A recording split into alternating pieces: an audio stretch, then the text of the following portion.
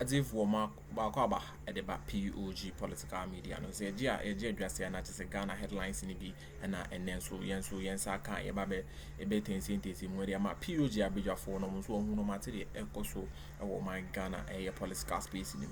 Now, I measure so sorry for her or bedroom post subscription, now I see notification bell, so they on social media, daily updates, no, a bride, a POG highway, so now one no one share, and now offer also answer so at Miaka, no one who the echo. Now, in some year board a remi a EC office and a CG office, I say a year home sema and also a bitoja. Now, we na a year Mr. Gbande are also a born a Juma, the NDC, and then same be two judges, a month for and so 80 common. And now, we na come on a month for in a Kamiako, say a Nini Quansenka or the Baba to obey can pay say.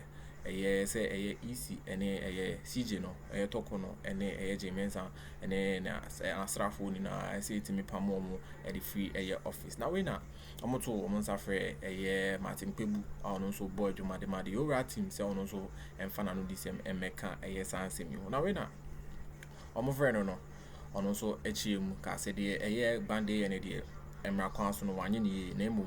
On also present a year concrete evidence and as on also can't be a chess a yes a year easy and easy my Jane Mensa and a token on so almost a free a year office. As a bet was and I say Bejer and I pour a dear something with us. Director in charge of operations at the presidency, Gbande, says both the Electoral Commission chair and the Chief Justice will be removed from office. According to him, their removal will constitute a critical aspect of purging state institutions of political elements to engender trust in the Ghanaian populace. Speaking to TV3, and the Deputy General Secretary of the NDC said more petitions are expected against the Chief Justice. We haven't amended our laws. The same laws give President Akuffo the right to remove the Thr0w. They are all independent institutions. She removed her. We have come not just repeating precedents, but to deal with everyone on case-by-case basis. The Chief Justice would have to go. The Electoral Commission chairperson and other politically exposed directors would have to go. And indeed, they will go. It's just a matter of time, so that we can fill those places with persons who are not politically exposed. But are you not lending into the arguments by the NPP that this is deliberate, this is machinations from the NDC? Are there people who the nation listens to? They are not people who have a voice. These were the very individuals who lived in this country and supervised all the wrong things that were happening. And we are trying to correct because it affects them. Look, President Akuffo kept and parked the judiciary so that all the appointees who will be taken to court will escape. Yeah, but you are calling for accountability, but if you don't clean the judiciary so that law takes precedence over the judiciary, confidence of the Ghanaians take precedence over personalities, we are not going anywhere. You see, the current Chief Justice is politically exposed. Where's due process in all of this argument you make that she must go and all of that? Process is when the provisions of the Constitution have been triggered. People have petitioned. And petitions are still ongoing. They are coming. There are more petitions against how many? We've heard of 3. How many more do we know about? The Chief Justice knows that there are more petitions against her, you know, including issues that borders on criminality. And all of these fidelity of the constitutional provisions have been given respect. You mentioned criminality in relation to the Chief Justice. What is the criminality that's... She should leak the petitions that was given to her to respond. She should leak that one too. She's giving it to them, but they should leak it so that Ghanaians will get to know what the contents are. But you've seen the content and there are matters of criminality in there? That the Chief Justice demanded the President to furnish her with copies of the petition. That have been done. She should leak it. She should give it to the public so that you have an appreciation of what the issues are. Right, so this seems to have some legal ramifications. Let's try and get a better understanding of how all of this is playing out. Martin Kpebu is a private legal practitioner. He's joined us via Zoom for a quick chat, specifically on what Mustafa Gbande has said. Mr. Kpebu, good evening. Happy Easter to you. Thank you for joining us. Yes, happy Easter. Right, so we know that there are processes already ongoing to ascertain whether or not there is any grounding or a prima facie against the Chief Justice, which then might lead to her removal. But for a deputy director, deputy general secretary of a party in government to say that she will go and she must go, that is quite incriminating, isn't it? Absolutely. Absolutely. And he's not just deputy general secretary of the party. He also had the presidency. He's deputy director of operations. I think that's what you're mentioning. Yeah, he works under, yes. So he also has a position at the presidency. So you see, what Mustafa Gbande said, these are things that are usually said in private conversations, but not this on a platform such as this and as part of a political discourse. No, it's unacceptable. It also marks another crossing of the Rubicon, because at least if you look at the two portfolios he holds, he has to remember that he is now, at least in terms of the his position at the Jubilee House, he's a senior public servant, so he can't say those things. No, they are not acceptable in our democracy. You see, there are a number of things that have crossed that red line. Number one, he's even attempting to disclose contents of a petition, something that the Supreme Court has made clear that nobody should do. You remember the Tiger PI, the Utah Dairy case, Paul Utah Dairy case. Supreme Court said, no, you can't. So the matter of bordering on criminality, etc., that crossed the line. What the Supreme Court said in an earlier case of Evídéncé versus Attorney General is that if you present a petition, you can tell the public you've presented a petition. That's it.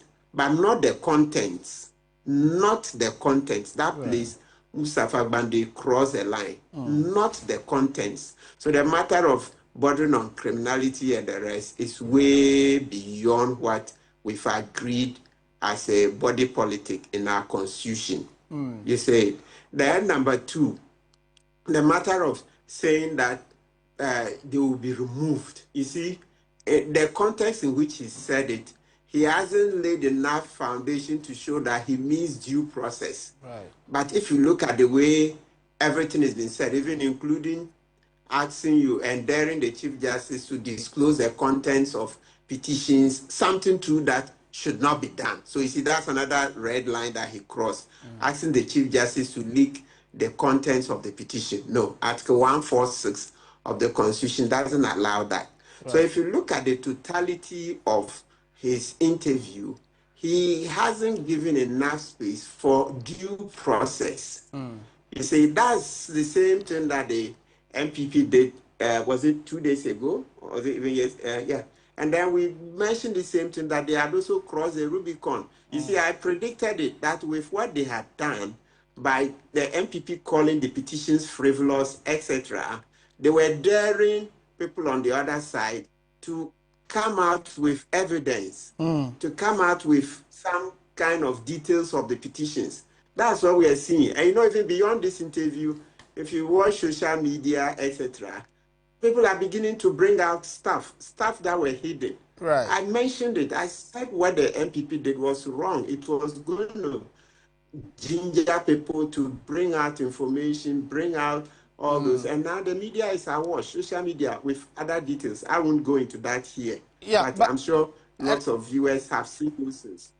Counsel, and there is also the concern that it looks as though the issue has left the remit of legality, where the president is bound by specific orders in the Constitution as to how to go about it, and has now come into the space of politics, where it has become a political football between the NDC and the MPP. So the substance of the issue itself has been left aside, and the politicians, again, want to take control of, you know, a sensitive subject like whether or not the Chief Justice be removed? Absolutely. Absolutely. So this interview we're doing will hopefully help to restrain both parties from further going down into the gutters. Yes, because once they are going to the matter of, the revealing the contents of petitions, etc., as I've said, that is a crossing of the Rubicon. We shouldn't encourage it.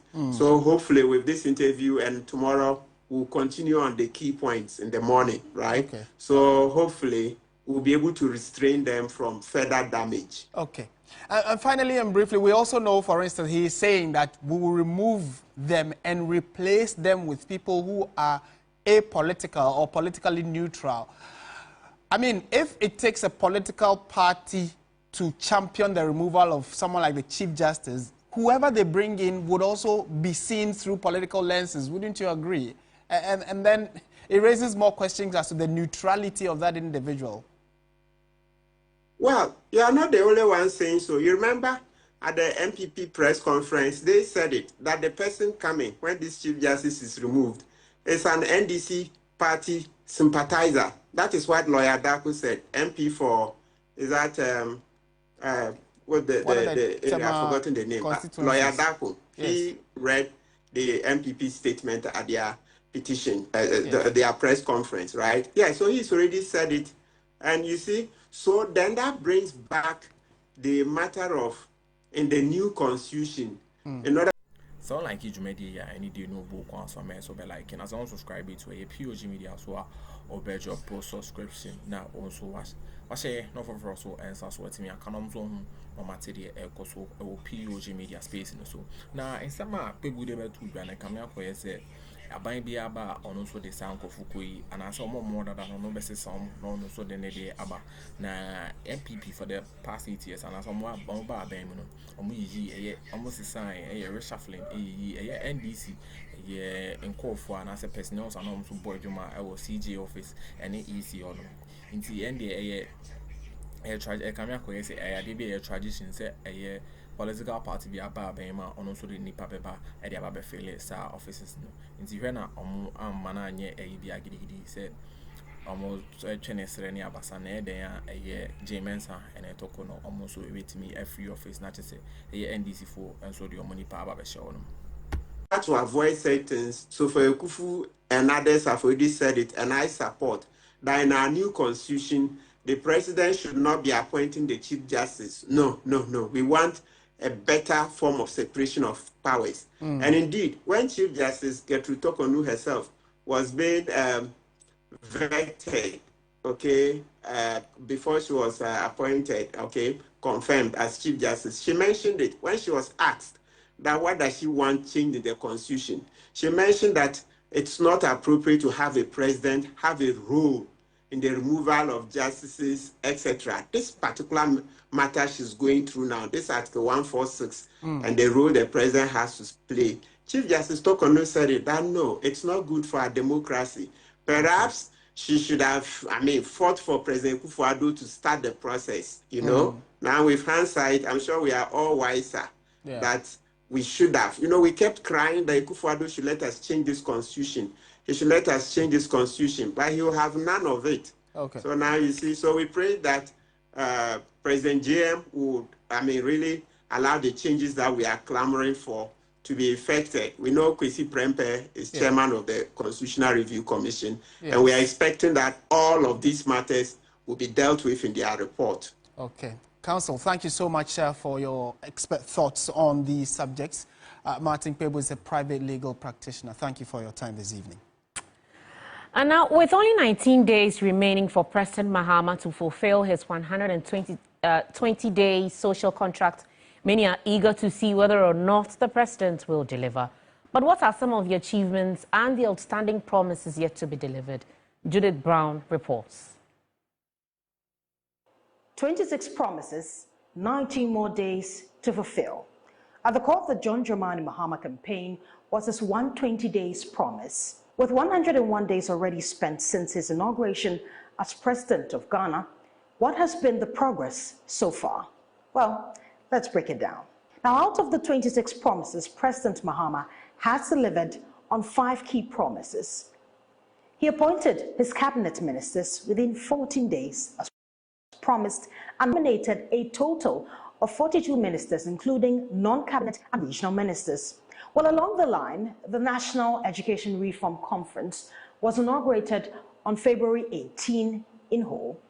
Then followed the much-anticipated National Economic Dialogue on March 3rd and 4th, which brought together stakeholders to discuss the country's economic future. Social interventions for persons with disabilities were also introduced, and environmental recovery initiatives like the Tree for Life and Blue Water Initiative were launched in March, represented the president's efforts towards environmental recovery. Well, aside these, 12 other promises are still in progress.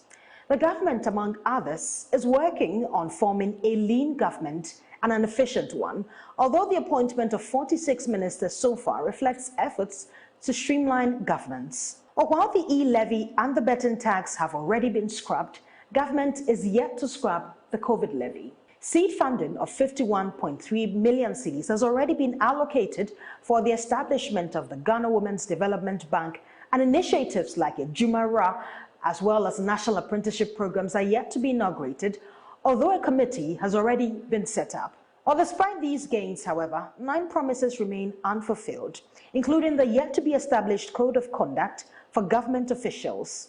Import taxes as well on industrial and agricultural equipment have not been reviewed.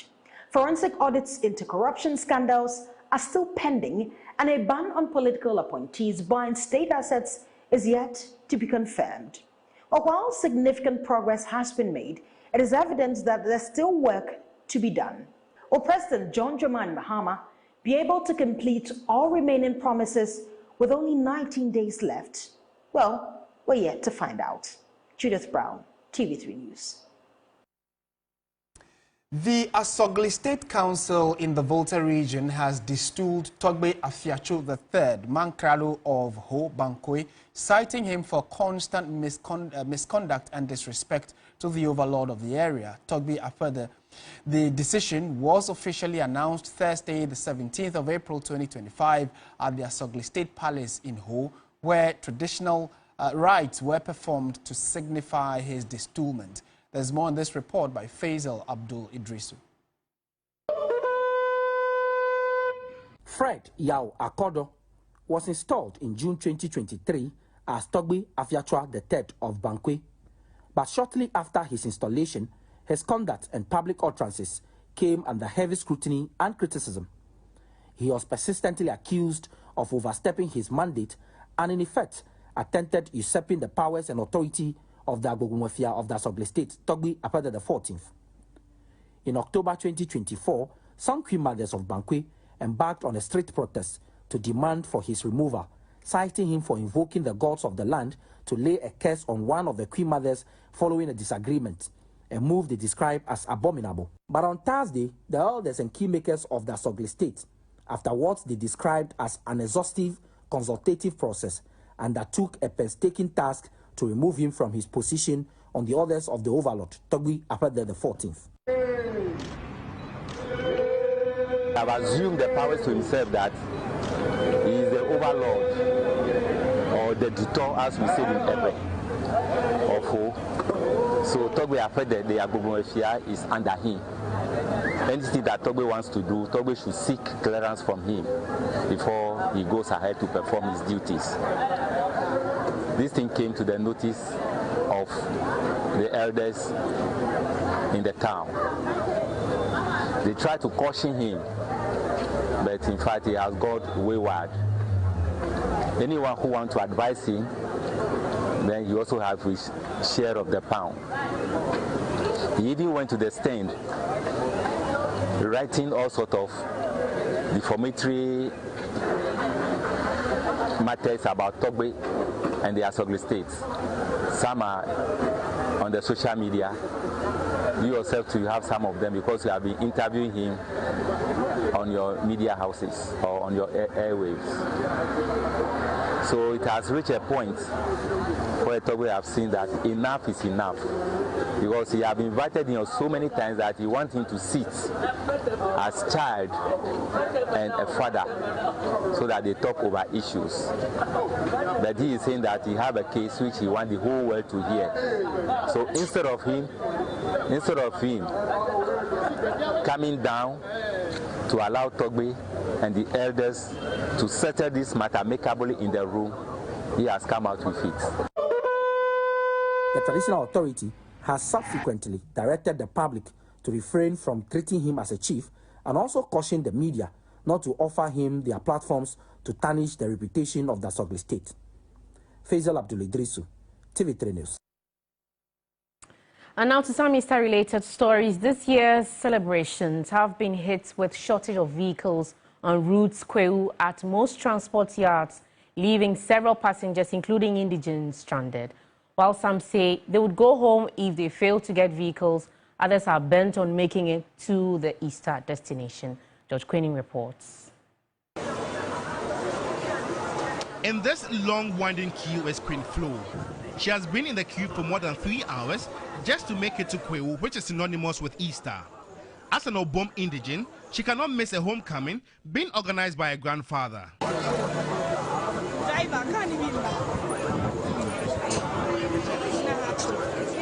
She's frustrated, but that cannot shatter her Easter plans.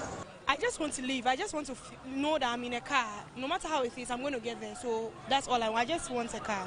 Other passengers are equally worried, but their option is to go home when all hope is lost. I know the Easter begins today. Why didn't you go there before? Oh, I had certain things to do. That's why I had to wait for today to go. Yeah, that's the reason. So comparing maybe last year's Easter to this year, would you say this is better? This year is better than last year? Okay, last year when I came here, it was easy to get a car. So I moved fast, but this year it's been hectic.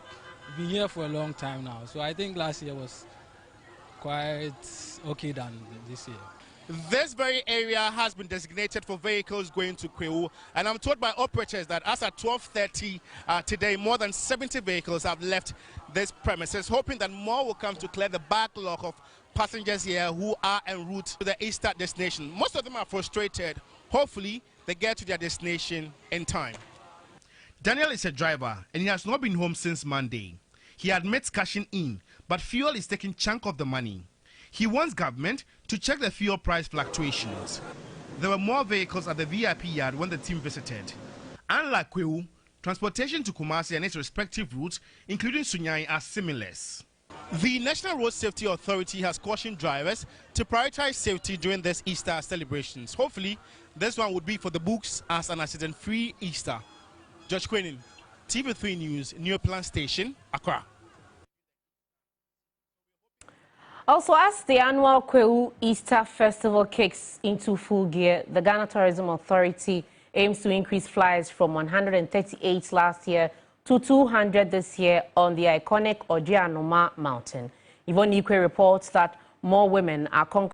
But I see Supp0rt now Penny at my POG Political Media no CMBR catch in between political news and any daily updates no from go catch now who netted the Ekoso on my Ghana manual sim. As also subscribe to POG Stola Messer so better subscription now I share no for so and so at me can I also share comments and I say share arguments so I bet me so abo at the rather comment section on our didn't come on a POG Media man say beba na ya nsu ya beba ma hu e mo. I made I say Supp0rt my POG best share.